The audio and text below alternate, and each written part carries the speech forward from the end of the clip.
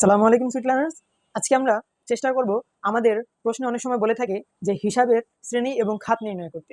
চলুন আমরা আজকে দেখি কিভাবে সহজভাবে হিসাবের শ্রেণী এবং হিসাবের খাতসমূহ নির্ণয় করা যায়। আমাদের প্রশ্নটি এখানে দেখা যাচ্ছে। আমাদের প্রশ্নে দেখা যাচ্ছে অসীম ট্রেডার্স কিছু টাকা নগদ, ব্যাংক জমা এবং ব্যাংক ঋণ নিয়ে ব্যবসা শুরু করলেন। আমরা এটা সবাই বুঝি যে মালিক যাই দিবে তা হচ্ছে ব্যবসার জন্য মূলধন। তাহলে মালিক যা দিবে তা হচ্ছে কি মূলধন, এতটুকু হচ্ছে কি আমরা মনে রাখলাম। তারপর এখন আমরা দেখি যে ব্যবসায় কি কি এসেছে। এই 1 তারিখের পূর্বে বা মালিক টাকা দেওয়ার পূর্বে এই ব্যবসা কোনো কোনো সম্পত্তি বা দায়ী কি ছিল না। এখন যেহেতু মালিক এই টাকা বা সম্পদগুলোকে দিয়েছে, তাহলে হচ্ছে এইগুলো বৃদ্ধি পেল। কি কি বৃদ্ধি পেল? নগদ আসলো, ব্যাংক জমা আসলো এবং ঋণ আসলো। এবং মালিক এই টাকা বা সম্পদগুলো দেওয়ার পূর্বে মালিকের কোনো অধিকার ছিল না বা মালিক কিছু দেয়নি। এখন যেহেতু দিয়েছে, তাহলে আরেকটা জিনিস বৃদ্ধি পেল, তা হচ্ছে মালিকের মূলধন। তাহলে চলুন আমরা লিখি।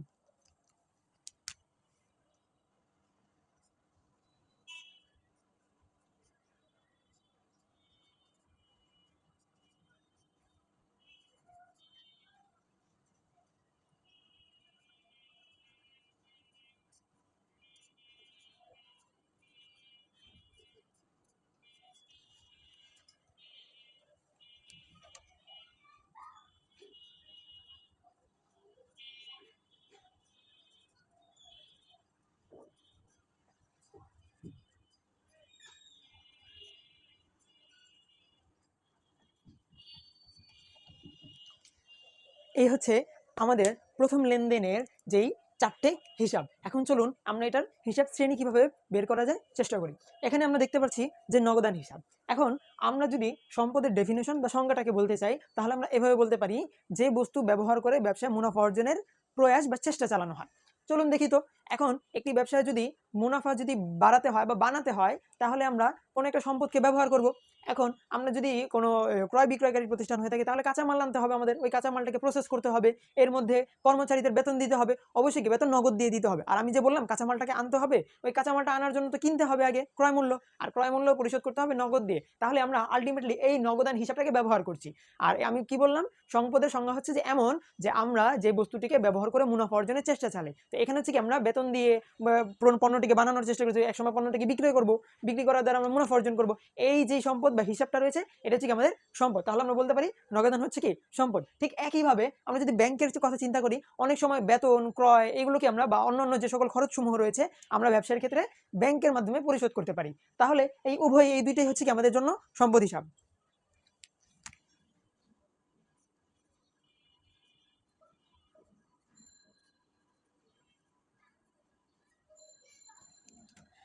বাকি রয়েছে হচ্ছে আমাদের এখানে ঋণ। আমরা আমাদের এটা হচ্ছে যদি আমরা বাস্তবিক লাইফের সাথে ব্যবহার করি, তাহলে আরো সহজভাবে বোঝা যায়। আমরা যদি আমার বন্ধু যদি আমার থেকে 10 টাকা পায়, তাহলে আমরা আমাদের ওই 10 টাকা কোনো না কোনো দিন পরিশোধ করতে হবে। তাহলে এই ঋণের ব্যাপারটা তো ওইটাই। এখন আমরা বন্ধুর জন্য এটাকে ঋণ বলিনি, কিন্তু আল্টিমেটলি এটা তো একটা ঋণ। তাহলে যখন আমাদের কোনো অর্থ সম্পদ আমরা গ্রহণ করি এবং ওই অর্থ সম্পদটা আমাদের কোনো না কোনো দিন পরিশোধ করতে হয়, তাহলে আমরা এটাকে দায় বলে থাকি। বা ব্যবসায়ের নিজ এবং মালিকের সম্পত্তি বাদ দিলে যে সম্পত্তি অন্যজনের অধিকারে থাকে, তাকে আমরা দায় বলে থাকি। এটি একটু ডিফিকাল্ট হয়ে থাকে। আমরা এভাবে চিন্তা করতে পারি যে কারো থেকে যদি আমরা টাকা নেই, তাকে আমরা ঋণ বলতে পারি, এবং কারো থেকে যদি আমরা ধারে কোনো কিছু ক্রয় করি, তাহলে এটাকে আমরা পাওনাদার বা প্রদেয় হিসাব বলতে পারি। আর এই উভয় দুটি হচ্ছে কি আমাদের জন্য দায়। তাহলে এই ঋণ হিসাবটি হচ্ছে কি আমরা হিসাব শ্রেণীতে লিখব দায়।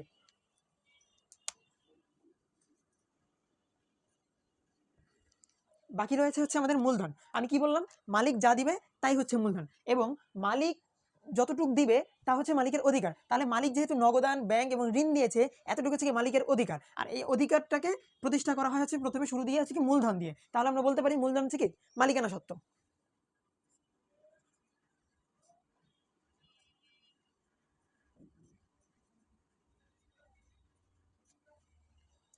আশা করি আপনারা প্রথম যে লেনদেনটা রয়েছে বুঝতে পেরেছেন। চলুন আমরা পরবর্তীটা চেষ্টা করি। আমাদের পরবর্তী লেনদেনটি হচ্ছে মার্চের 5 তারিখ, যা হচ্ছে অনিতার কাছে পণ্য বিক্রয় 5,000 টাকা। এখানে অনিতা হচ্ছে আমাদের, যেহেতু এখানে এখানে অনিতা নামক একটি হিসাবের নাম, অর্থাৎ স্পেসিফিক কোনো একটি নির্দিষ্ট নাম দিয়ে দিয়েছে, এই জন্য আমরা এই লেনদেনটাকে ধরে নিতে পারি এটা হচ্ছে একটি ধারে লেনদেন। যেহেতু এটি ধারে লেনদেন, তাহলে আমাদের এখানে অবশ্যই দেনাদার নামক কোনো একটি হিসাব আসবে বা প্রাপ্য হিসাব নামক। চলুন এখন আমরা বুঝে থাকি যে কিভাবে দুটো হিসাব আমরা বা দুটো হিসাব খাত আমরা পেয়ে থাকি। দেখুন যেহেতু এখানে বিক্রয় করা হয়েছে, তাহলে এখানে আমরা একটি হিসাব পেয়ে থাকি বিক্রয় হিসাব, যার দ্বারা আমাদের আয় বৃদ্ধি পায়। এবং যেহেতু অনিতা আমাদের কাছে টাকা দেয় নাই, অর্থাৎ আমাদের বিক্রয়কৃত যে টাকাটা রয়েছে তা অনিতার কাছে এখনো জমা রয়েছে, তাহলে আমরা অনিতাকে আমরা লিখতে পারি দেনাদার বা প্রাপ্য হিসাব, যা হচ্ছে আমাদের জন্য সম্পদ। একটু সহজভাবে বললে আমরা এভাবে বুঝতে পারি যে যেখানে আমাদের টাকা জমা থাকবে বা আমাদের টাকা অন্য কারোর কাছে থাকবে, ওটাকে আমরা সম্পদ বলতে পারি। যেমন যদি আমাদের ব্যাংক অ্যাকাউন্টে 10,000 টাকা থাকে, তাহলে ব্যাংকে আমাদের টাকা জমা আছে, তাহলে আমরা ব্যাংকটাকে সম্পদ বলতে পারি। ঠিক একইভাবে কোনো ব্যক্তির নিকট যদি আমাদের টাকা জমা থাকে, তাহলে আমরা ওটাকে দেনাদার বা প্রাপ্য হিসাব বলতে পারি। তাহলে চলুন লিখি।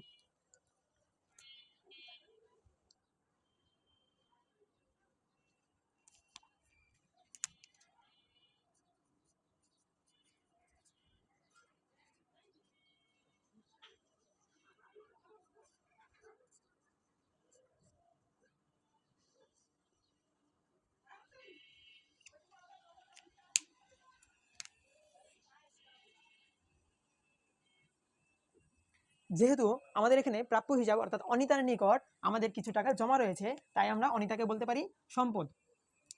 এবং অন্যদিকে আমাদের যে বিক্রয়টা রয়েছে, বিক্রয়ের দ্বারা ব্যবসায় সাধারণত আয় হয়ে থাকে, আর এই জন্য বিক্রয়কে আমরা লিখব আয়।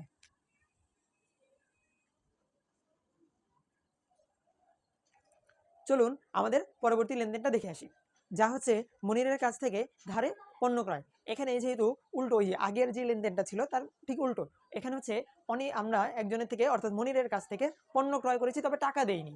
যেহেতু যদি আমরা নগদে টাকা দিতাম তাহলে নগদের পরিমাণ কমে যেত, যেহেতু আমরা এখন টাকা দেই নেই, অর্থাৎ ওই মনিরের টাকা এখন আমাদের কাছে আছে, আমাদের কোনো না কোনো একদিন পরিশোধ করতে হবে, মনির আমাদের থেকে চাইতে পারে। তাই এই জন্য অন্যের টাকা যখন আমরা নিজেদের কাছে রাখবো, তখন আমরা এটাকে ধরে নিতে পারি দায়। ঠিক একইভাবে ঋণ নেওয়ার পরে ওই লোকের টাকা যখন ঋণের মাধ্যমে আমরা নিজেদের কাছে নিয়েছিলাম, ওই ঋণটাকে আমরা বলতাম দায়। ঠিক একইভাবে ক্রয়ের বেলা ওই লোকের থেকে ক্রয় করেছি, ওনার পণ্য নিয়েছি, পণ্যের বিপরীতে আমাদের টাকা দেওয়ার কথা, টাকা দেয়নি, তার টাকা উল্টো আমাদের রেখে দিয়েছি, আমাদের দিতে হবে কোনো একদিন। তাহলে এই টাকাকে, এই হিসাবটাকে আমরা বলতে পারি দায়, আর এটাকে আমরা বলি প্রদেয় হিসাব বা পাওনাদার।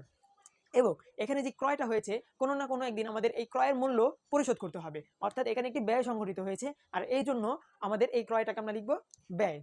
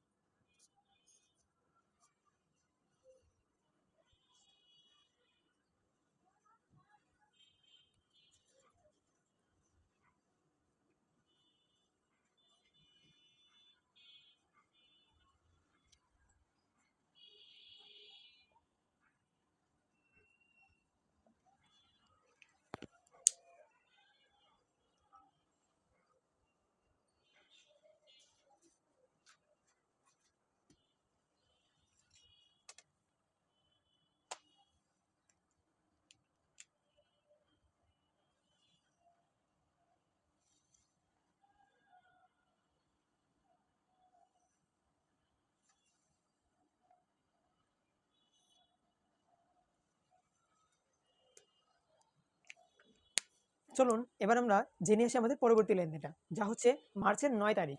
মার্চের 9 তারিখে বলা হয়েছে নগদে বিক্রয়ের পরিমাণ 29,000 টাকা। এখানে যেহেতু বিক্রয় আমরা জানি বিক্রয় করলে আমাদের আয় বৃদ্ধি পায়, আর এখানে আমরা জানি বিক্রয় হচ্ছে কি একটি আয় হিসাব, বিক্রয়ের মাধ্যমে আমাদের আয় সংগঠিত হয়ে থাকে। এবং এই বিক্রয়টা হয়েছে হচ্ছে কি নগদের মাধ্যমে, যেহেতু নগদের মাধ্যমে হয়েছে, তাহলে আমরা নগদ টাকা পেয়েছি, অর্থাৎ নগদের পরিমাণ বৃদ্ধি পেয়েছে এবং আয়ও আমাদের বৃদ্ধি পেয়েছে। এটা তো আমরা বুঝতে পারলাম যে বিক্রয় হচ্ছে কি আয়, তাহলে আমরা লিখবো বিক্রয় হচ্ছে কি আয় হিসাব। তাহলে আমি প্রথম লেনদেনটাতে বলেছিলাম নগদের দ্বারা আমাদের ব্যবসায় মুনাফা অর্জন করা হয়, এবং যার দ্বারা মুনাফা অর্জন করা হয় তাই হচ্ছে কি আমাদের জন্য সম্পদ। তাহলে আমরা এখানে বলবো যে নগদান হচ্ছে কি সম্পদ, বিক্রয় হচ্ছে আয়।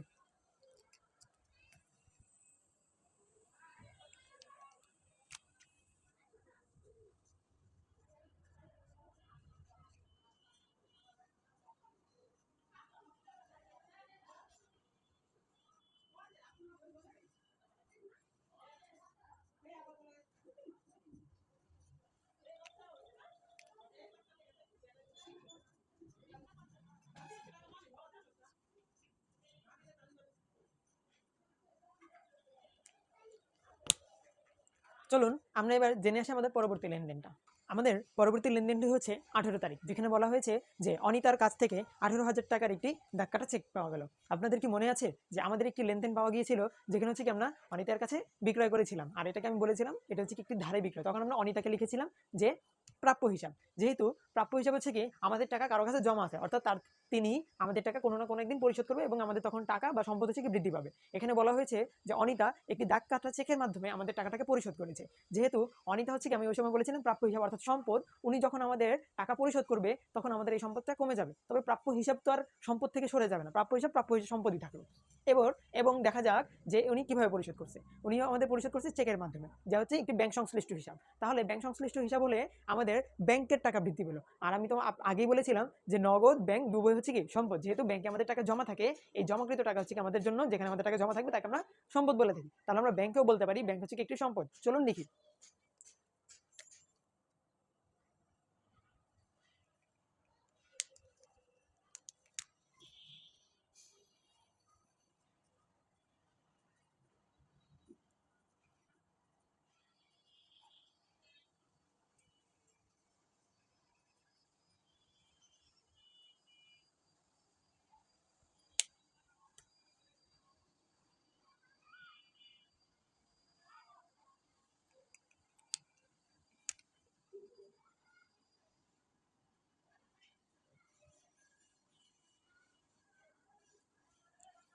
আশা করি আপনারা এটি বুঝতে পেরেছেন।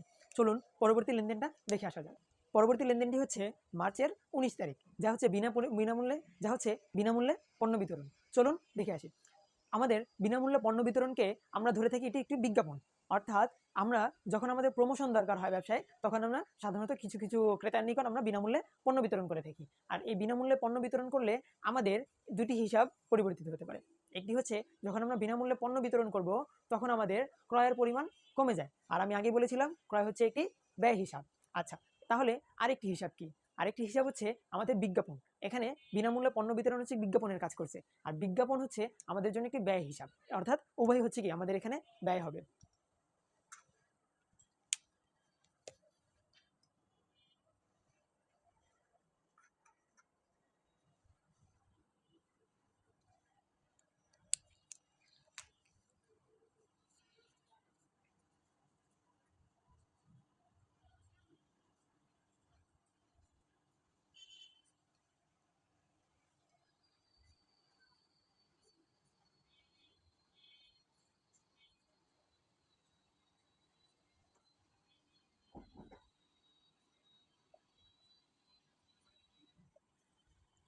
আমাদের পরবর্তী লেনদেনটি হচ্ছে মার্চের 31 তারিখ। চলুন, ওখানে বলা হয়েছে যে ব্যাংক সুদ মঞ্জুর করা হলো।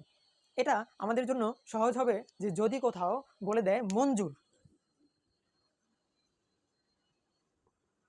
যে কোনো সুদ ভাতা যাই হোক, যদি আমাদের বলে দেয় মঞ্জুর, তাহলে আমরা বলে দিব যে উক্ত যেই হিসাবটা তা হচ্ছে আমাদের জন্য আয়, অর্থাৎ আমাদের আয় হয়েছে। এবং এর বিপরীতে যদি বলে ধার্য, তাহলে আমরা এটাকে বলে দিব ব্যয়। যদি এমন বলতো যে ব্যাংক সুদ ধার্য করা হলো, তাহলে আমরা ধরে নিতাম এই ব্যাংক সুদটা আমাদের জন্য ব্যয় হচ্ছে, অর্থাৎ আমাদের যে ব্যাংক অ্যাকাউন্ট রয়েছে ওটার মধ্যে আমাদের যত টাকাই থাকুক, 1,00,000 টাকা, 10,000 টাকা, এই 10,000 টাকার থেকে আমাদের টাকা কমে যাবে। অর্থাৎ ব্যাংক চার্জ যদি ধার্য বলে, তাহলে আমাদের ব্যাংক অ্যাকাউন্টে আমাদের নিজস্ব যে সম্পদটা রয়েছে, ব্যাংকে জমাকৃত টাকা, এই টাকাটা আমাদের থেকে কমে যাবে, অর্থাৎ ওনারা আমাদের থেকে একটা চার্জ নিচ্ছে।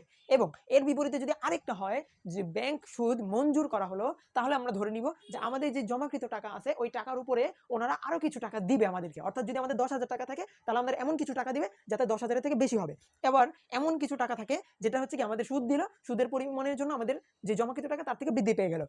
এই জন্য ব্যাংক সুদ যদি মঞ্জুর বলে তাহলে আমরা ধরবো আয়, এবং ব্যাংক সুদ যদি ধার্য বলে তাহলে আমরা ধরবো ব্যয়। এখানে আমাদের বলে দিছে যে ব্যাংক সুদ হচ্ছে মঞ্জুর, তাহলে আমরা লিখবো ব্যাংক সুদ আমাদের জন্য আয়, তাহলে আমরা লিখবো ব্যাংক সুদ হচ্ছে কি আয় হিসাব। তাহলে ব্যাংক সুদ যদি আয় হয় বা ব্যাংক সুদ যদি মঞ্জুর বলে, তাহলে কি আমাদের ব্যাংক অ্যাকাউন্টের পরিমাণ বৃদ্ধি পায়, আর ব্যাংক হচ্ছে আমাদের জন্য সম্পদ। তাহলে এখানে কি আরেকটা হিসাব, যখন আমাদের সুদ দিয়ে দিবে অর্থাৎ আমাদের অ্যাকাউন্টে জমা হবে, তখন তো এটাকে আমরা সুদ বলবো না, তখন বলবো আমাদের ব্যাংক অ্যাকাউন্ট বা ব্যাংক হিসাব। তাহলে কি ব্যাংক হিসাব আমাদের বাড়লো, আর ব্যাংক হিসাবটা হচ্ছে আমাদের জন্য সম্পদ।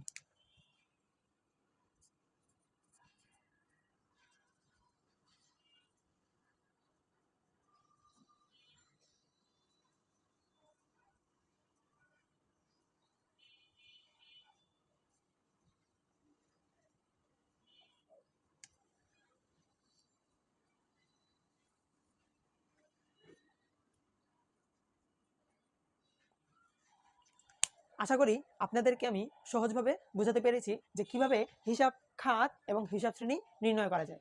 আশা করি আমি আপনাদেরকে বিশ্লেষণভাবে বোঝাতে পেরেছি। আপনারা থ্যাংক ইউ।